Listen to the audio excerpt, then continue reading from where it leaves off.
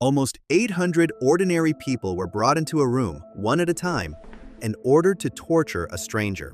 Not soldiers, not criminals, teachers, salesmen, electricians, housewives, people who answered a newspaper ad for a study about memory and showed up on an ordinary afternoon expecting to be home by dinner. They were sat in front of a machine and told to give an electric shock to a man in the next room every time he got an answer wrong, and to raise the voltage higher and higher as the man begged them to stop, as he screamed, as he pounded on the wall about his heart, as he went silent. In front of them was a switch high enough to kill. Behind them, a calm voice telling them to keep going. These weren't cruel people. They didn't hate the man in the chair. They had no reason on earth to want him hurt, and you could see it on their faces, in the sweat, in the trembling hands, in the way they begged the calm voice to let them stop.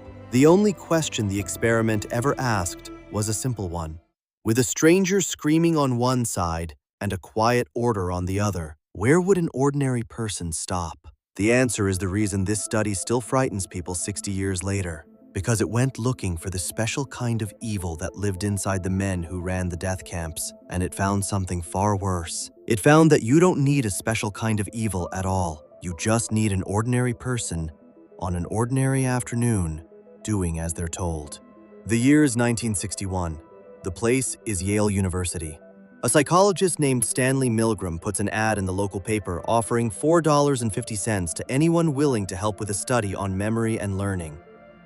When a volunteer arrives, he meets two people. One is a man in a gray lab coat, the experimenter, calm and serious. The other is a mild, friendly middle-aged man, another volunteer, there to take part just like him. They draw slips of paper to decide who will be the teacher and who will be the learner. Our volunteer draws teacher. He doesn't know the draw is rigged. He is always the teacher. He watches as the learner is led into the next room, sat in a chair, and strapped down by the wrists. An electrode is taped to the man's arm. Wired to the chair is a machine the teacher will control from the room next door. That machine has 30 switches in a long row. The first is labeled 15 volts. Each one after it climbs by 15 more, all the way to 450. The labels get worse as they go. Strong shock, intense shock, danger, severe shock. The last two switches aren't given words at all, just 3 letters. X, X, X. The rules are simple. The teacher reads out word pairs. The learner has to remember them. Every time the learner gets one wrong, the teacher flips the next switch, one step higher in voltage than the last, and shocks him. At first it's nothing, 15 volts, 30. The learner gets some right, some wrong. The shocks climb. Then, somewhere around 120 volts, the learner starts to complain through the wall. By 150, he wants out. He says his heart is bothering him. He refuses to go on. By 270, the complaints become screams. By 300, he's pounding on the wall. And then, past a certain point, the learner goes completely silent. No answers, no sound at all, which, under the rules, counts as a wrong answer. So the teacher is told to keep shocking the silence. What that teacher does not know, what he will not find out until it is over, is this. The learner is an actor. He was never strapped to anything dangerous. Not a single shock was ever real.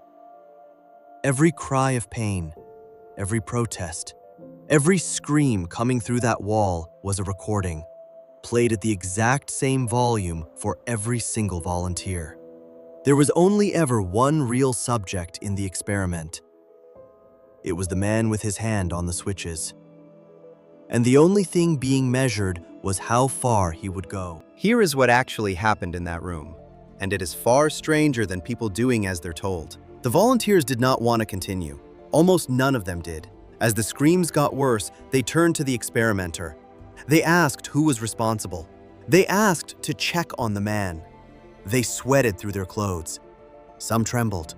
Some broke into a strange, helpless laughter they couldn't stop. 3 of them had full-blown seizures. These were not people enjoying cruelty. These were people in genuine distress, looking for any way out. And every time a volunteer hesitated, the man in the gray coat answered with one of just 4 lines. And only these 4, in order. Please continue.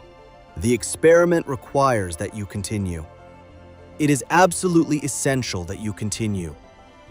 You have no other choice. You must go on. That was the entire force holding these people in their seats. No threats, no weapons, no punishment for leaving. The door was unlocked the whole time, and $4.50 was already theirs. The only thing in that room with any power over them was a soft-spoken man with a clipboard and a title. It was enough.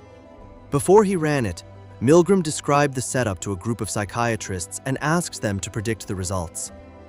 They were certain. Only a tiny sliver of people, about 1 in 1,000, the truly disturbed, would go all the way to 450 volts. When the experiment was run, 65% went all the way. 26 of the first 40 people pushed every switch to the end. The psychiatrists hadn't been a little wrong. They had been wrong by a factor of more than 600. Milgram's explanation for what he'd seen became one of the most famous ideas in psychology. He called it the agentic state. When we accept someone as a legitimate authority, he argued, something quietly shifts in us. We stop seeing ourselves as the author of our own actions. We become an instrument carrying out someone else's will, and the responsibility, in our own minds, slides off our shoulders and onto theirs. The teachers weren't asking, should I hurt this man? They were asking, am I allowed to stop? And a stranger in a coat kept telling them no. But the result everyone quotes, that flat, frightening 65%, hides the most important discovery Milgram ever made. Because he didn't run the experiment once. He ran it more than 20 different ways, changing one piece at a time. And the number moved violently depending on the situation the person was standing in. When the experimenter left the room and gave his orders over the phone, obedience collapsed. Most people quietly disobeyed once no authority was physically present, some even lying that they were still shocked when they weren't. When the study was moved off the Yale campus into a rundown downtown office with no prestigious name attached, fewer people went along. When the teacher had to hold the learner's hand down onto a metal plate to deliver the shock, when the victim stopped being a voice behind a wall and became a body you were physically forcing, most people refused. And the most powerful version of all, when there were 2 other teachers in the room, both actors, and they stood up and refused to go on, almost every real volunteer refused too. Watching one ordinary person say no gave everyone else permission to say it. That last finding is the one that should be on the poster. Not everyone is a torturer, but something far more useful. Whether you obey is barely about your character at all. It's about how close you are to the person you're hurting. It's about who is watching. And above all, it's about whether one single person near you has the nerve to refuse first. For 50 years, that was the story. Ordinary people, a soft order, the thin line between us and the monsters. It got taught in every introductory psychology class on Earth, usually with that one flat number, 65%, printed on the slide. And then a researcher named Gina Perry did something almost no one had bothered to do. She went into Milgram's own archive, the original audio recordings, his private notes, the letters his volunteers sent him afterward, and she actually listened. What she found didn't destroy the experiment. It did something more unsettling. It made it messier. The clean study everyone pictures was really around 24 different versions, and the obedience rate swung wildly between them. In some, hardly anyone obeyed at all. That famous 65% came from a single one of them. On the tapes, the experimenter doesn't always stick to his 4 calm lines. You can hear him improvising, leaning on people, pushing well past the script to keep them going. And the gentle reassurance afterward, "Don't worry, it wasn't real. The man is fine," often didn't happen the way Milgram later claimed. Some volunteers walked out genuinely believing they had just hurt a stranger badly. A few carried that for years. So the legend is cleaner than the truth. But sit with what the truth actually shows you. The study built to expose how ordinary people bend under authority was itself a room where ordinary people bent under authority. Milgram leaned on his experimenter. The experimenter leaned on the volunteers. The volunteers leaned on the idea that a serious man at a serious university must know what he was doing. Every person in that building was doing what the level above them said was necessary and telling themselves the responsibility belonged to someone else. So picture him one more time. The man at the machine, sweating, pleading, flipping a switch he doesn't want to flip, because a quiet voice keeps telling him the experiment requires it. It's easy to watch him and feel the comfortable thought arrive. I would have stopped. I'm not like that. I would have stood up and walked out the door.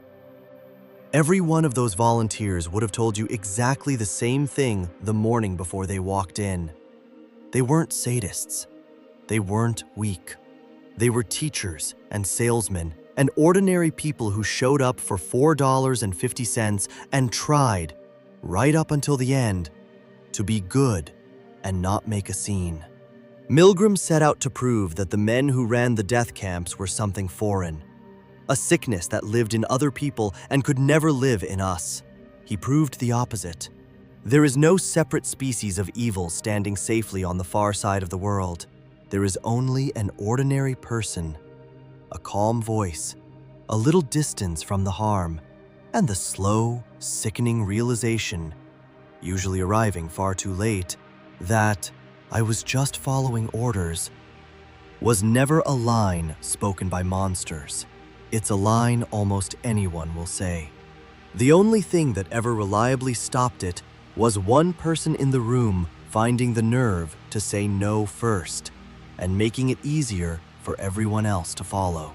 Most people on that ordinary afternoon weren't the one. The whole question of your life is whether you will be.